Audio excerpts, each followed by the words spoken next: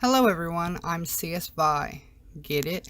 CSI, CS Vi, because my name is Vi. Yeah, if you couldn't tell already, I enjoy puns and wordplay. But enough about that. Before we begin, since this is my first video, I'd like to give you a little information about my background. I hold one degree in criminal justice and I'm only a few months from completing my second. The first is concentrated specifically in criminal investigation. This is more on the evidence collecting side of things. Think fingerprinting, sample collection, that sort of thing. My second degree is concentrated in criminology. Criminology is the study of crime. So unlike investigations, which help us figure out who committed a crime, criminology helps us understand why people commit crime. The classes for this are heavy in psychology and sociology. So, that's my education. My experience lies mostly in corrections. If you don't automatically know what that means, it's basically the side of things after a criminal has been convicted of a crime. So I was a correctional officer. A correctional officer, not a guard, but that's a whole other rant for another day, patrols prisons to make sure that the public, the inmates, and the staff are all safe. It's a little more complicated than that, but that's the basics of it. You're there to make sure they don't escape, kill each other, or you. I've received a commendation at the institution I worked at. I love working in corrections. I've currently taken a break from working while I finish my degree. I was working 7 days a week because of how short-staffed we were. After graduation, I want to work in a more hands-on environment with inmates, like being a caseworker or something like that. Okay, so enough about me, let's get on with it. H Holmes. So I chose Holmes for my first video because he's kind of known as America's first serial killer. So I thought it fitting. First serial killer, first video, you get the idea. H Holmes is one of those killers that's infamous, but also never the first name you think of when you hear serial killers. He's gotten more interesting press lately over the theory that he was also Jack the Ripper, but I don't honestly buy that. You can Google that if you're interested, but apparently Holmes' own great-grandson is theorizing it. I didn't really know all the details. Okay, so firstly, H Holmes wasn't his real name. He was born Herman Webster Mudgett. Not the sexiest stage name, I guess. But that's not why he changed it. Mudgett was a conman. He was born to a rich family in New Hampshire in 1861 and was afforded opportunities that most people were not. From all accounts, he was an intelligent child, but he showed signs of psychopathy early on, which I will get into soon. He went to medical school but was expelled because he was stealing corpses. Yeah. He was stealing dead bodies to sell and do experiments on. Gross. But I mean, that's not the worst thing he did. He'd really raise that bar later on. So, I'm going to take a moment to talk about psychopathy. It's an extremely interesting topic, but it's also riddled with misconceptions and misinformation. Before we delve into Holmes specifically, I thought I'd go ahead and answer a few questions here. What is psychopathy? Dictionary.com describes it like this: a mental disorder in which an individual manifests amoral and antisocial behavior, lack of ability to love or establish meaningful personal relationships, extreme egocentricity, failure to learn from experiences, etc. So basically, people born as psychopaths lack empathy. Because they lack empathy, they can't put themselves in your shoes and understand how something might make you feel. Now, psychopath is not a diagnosis. It's a term we use to describe these type of people, but their actual diagnoses are much more complicated. They're usually diagnosed with some kind of personality disorder, and with that sometimes multiple other diagnoses. What traits do they show early in life? Typically, they will show antisocial behavior towards their family and others. They won't care how what they do affects others, very self-gratification oriented. They may show cruel behavior towards animals or siblings. They're often very intelligent, but often lack the organization to finish things. They blame everything they do wrong on others. They become master manipulators. What are some common misconceptions? Well, for starters, most people use the term psychopath and sociopath interchangeably. There is a key difference between the two. While yes, all the traits of the two are often the same, a psychopath is born that way, while a sociopath becomes one from physical or emotional trauma, or both. The physical trauma doesn't have to be abuse either. It could come from having a nasty accident that causes brain damage. Not all psychopaths are serial killers, or murderers in general. In fact, most psychopaths are not even criminals. Psychopaths make up 2% of the population. That doesn't seem like much, but take your own town's population size and see how many make up 2%. So you've met a psychopath, you just didn't realize it. Those who are criminals still usually aren't killers. In fact, the vast majority of psychopathic criminals are con artists. I mean, think about it. Think about stories about long cons we've all read about. Some guy woos a wealthy woman, makes her fall in love with him, lives with her for a year, all to get her to trust him to sign over all her money, and then he disappears. Who could do that?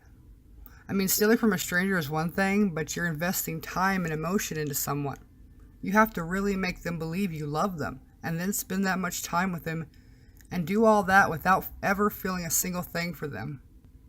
Not caring at all. That is what a psychopath is capable of. Remember how we talked about lack of empathy? That's it right there in a nutshell. What are the treatments for psychopathy? Okay, so there's no cure for it.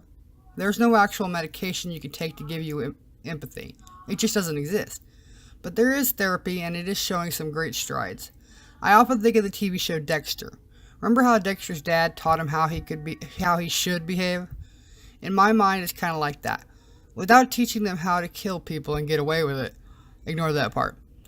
It's intensive therapy that's designed to help them be productive citizens, basically. It's complicated and also a very interesting topic that I suggest you look into for more information. Was H Holmes a psychopath? Well, he's not here for a professional to diagnose him with an appropriate label. But all the evidence points to yes. He was an intelligent child that showed cruelty to animals at an early age. Check. He stole dead bodies to do experiments on. Well, with that one, as crazy as it sounds, before that it wasn't that uncommon. This is a part of how modern medical professionals know so much about the human body. You have to experiment, and it was illegal back then to mutilate a body, even for science. But apparently not in his day, because if they were at the school, they were using them to learn with. So what was he experimenting on? Ew. But there's so much more that he did that shows he was probably a psychopath, so let's get into that. Mudgett moves to Chicago, and even though he didn't finish medical school, remember, he got expelled for stealing bodies. He calls himself Dr. H Holmes and becomes a pharmacist. Ah, the good old days when it was easier to fake your identity in education. He ends up taking over the pharmacy as his own. It's rumored that he killed the owner and faked the documentation that the owner had given it to him. Yeah, I mean, he probably did kill him. He was a psychopath who wanted something, and killing the person would get him what he wanted. Given his later love for murder, it's not a stretch at all that he'd kill the guy to get his business. He then builds what would eventually be called the Murder Castle. It was a 3-story corner building that would later be prime location for the 1893 Chicago World's Fair. Holmes' actual victim count is unknown. I'm going to go out on a limb and say it was probably more than 20, but I don't really think it was as much as 200. That number seems like an exaggeration. But who knows? What we do know was that he rented rooms in his castle. It became like a giant Venus flytrap. He didn't have to go find victims. Because of the World's Fair, the streets were full of people and they came right to him. The house was amazing and horrifying. He would pump poisonous gas into some rooms and lock his victims inside so they couldn't escape. He had peepholes in the walls to the rooms so he could watch his victims suffer and die. Other guests who didn't get any of his cruel treatment and who he left unharmed had no idea what he was doing to some of the other guests. I won't go into any of those details because they're pretty gruesome, but he had a lot of other ways he'd kill people inside this house. The house was burned down in 1938, but it didn't completely get destroyed. In the 30s, it had to be fully destroyed and removed to make room for the new post office they were building. After leaving Chicago, he changed his name again, this time to Howard. Under this new alias, he befriends a man named Benjamin Pitzel and convinces this lower-class man to fake his own death so that they could together collect the life insurance.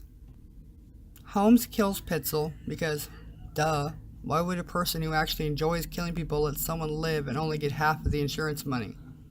He lied and told Pitzel's wife that her husband was alive and well, but in hiding, and this right here, what I'm about to tell you next, is a prime example of the manipulation powers of psychopaths. He actually convinces Pitzel's wife to allow Holmes to take her children with him on the run. I think he explained it so that the father would have his kids with him, or something like that. The one daughter even wrote letters home to her mother for a while. In the end, Holmes killed the children too. From what I read, I think it was said that it was because he was afraid that they were going to alert the authorities about him. Holmes was finally captured in 1894 and was convicted in 1895. Just like a lot of psychopathic serial killers, Holmes enjoyed the attention he received and gave police the runaround about his crimes, and his actual body count is unconfirmed. He was executed in 1896 by hanging. So, what have we learned? I've learned I'm thankful that creating fake medical backgrounds is a lot harder these days. Sheesh. Why are we so interested in serial killers anyway? Well, psychology and sociology tells us that we have a set expectation on what is acceptable actions within our society. When someone breaks these expectations in such a huge and horrific way, we feel the need to understand how that could happen. So we continue to read and watch about these people in an attempt to try and understand them. That makes sense. I mean, like I said in the beginning, criminology is a study of crime. So really, all of us who enjoy learning about serial killers are amateur criminologists, in a way. Well, that's it. I hope you enjoyed this video. If you did, please give it a like and subscribe, and I'll make more. I had a lot of fun making this. If you'd like to see a video about a specific criminal, let me know in the comment section. It doesn't have to be a serial killer either. Well, that's all for today, guys. This has been CS Vi, and I'll see you next time.